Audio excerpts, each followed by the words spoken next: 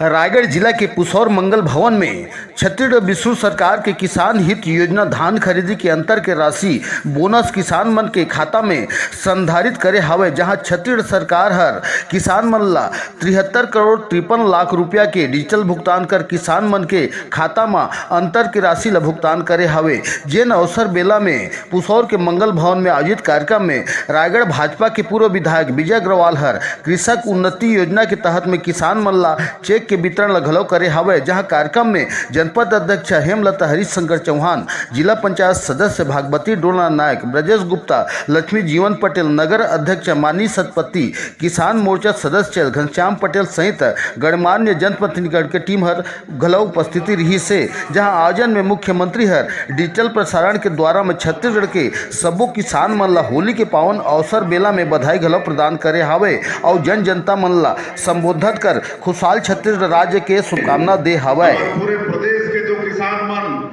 मेहनत करके धान कमाइन और धान बेचिन है, कुल 25,28,000 से अधिक किसान धान बेचिन है।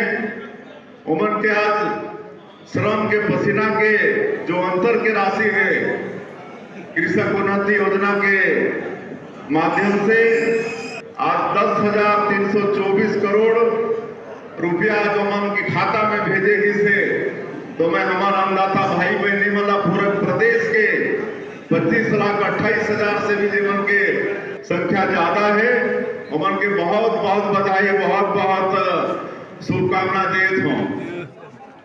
प्रदेश में आदरणीय विष्णुदेव जी की सरकार ने प्रदेश के किसानों को होली से पहले कृषक उन्नति योजना के अंतर्गत जो बोनस की राशि है उसका वितरण का कार्यक्रम पूरे प्रदेश के प्रत्येक ब्लॉक में किया गया है। ये कार्यक्रम आज और आदरणीय विष्णुदेव साय जी ने वर्चुअली इसको संबोधित किया है।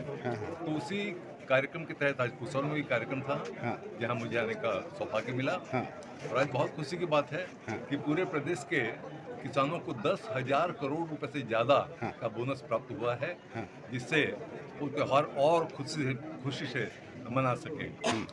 जहाँ अपन कृषक उन्नति की बात करते हैं तो ये पैसा जो मिलता है किसानों की जो तरक्की होती है, किसानों के पास जब पैसा आता है किसान को उसको घर में नहीं रखता। इसका एक प्रमाण देता हूँ मैं आपको।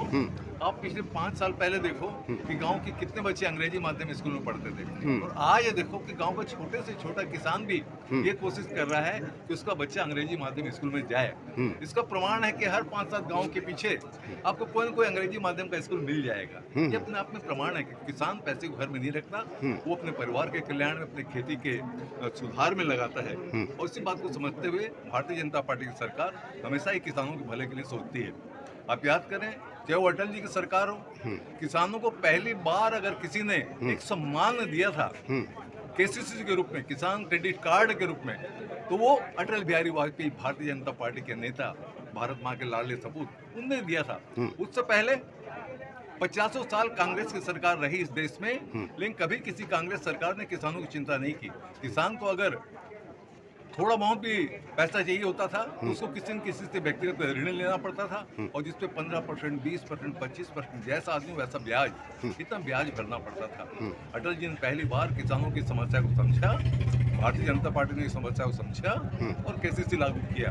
और उसके बाद देखिए आज होते होते यही स्थिति है कि पहले रमन सिंह की सरकार के समय 14% ब्याज होता था, उसको 7% किया रमन सिंह जी, फिर उसको 0% कर दिया। आज 0% ब्याज दर पर किसानों को ऋण मिल रहा है। और इसका एक सबसे बढ़िया उदाहरण आपको बताऊं मैं कि जैसे इससे पहले केंद्र में सोनिया जी के नेतृत्व में यूपीए की सरकार थी, वो भी 10 साल रही। आप मानेंगे उस 10 साल में यूपीए की सरकार ने पूरे देश में मात्र 7 लाख करोड़ का ऋण किसानों को दिया था। ठीक है।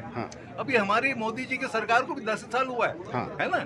14 से 24 आप पकड़ लीजिए। आपको सुन के आश्चर्य होगा कि मोदी जी की सरकार में किसानों को 28 लाख करोड़ रुपए का ऋण दिया गया है। कहाँ 7 लाख करोड़, कहाँ 28 लाख करोड़ रुपए। मतलब मैं तो ऐसे अनेक उदाहरण बता सकता हूँ, ये एक दो उदाहरण पर्याप्त हैं इस बात को समझने के लिए कि किसानों की वास्तविक हित ऐसी कोई पार्टी है तो भारतीय जनता पार्टी। किसानों को वास्तव में कोई भला चाहता है तो भारतीय जनता पार्टी। किसानों के जीवन को कोई ऊपर उठाना चाहता है तो भारतीय जनता पार्टी। क्योंकि भारतीय जनता पार्टी इस बात को मानती है कि जब तक किसान प्रसन्न नहीं होगा, जब तक किसान खुशहाल नहीं होगा, जब तक किसान विकसित नहीं होगा, तब तक देश विकसित नहीं होगा। बहुत बहुत धन्यवाद।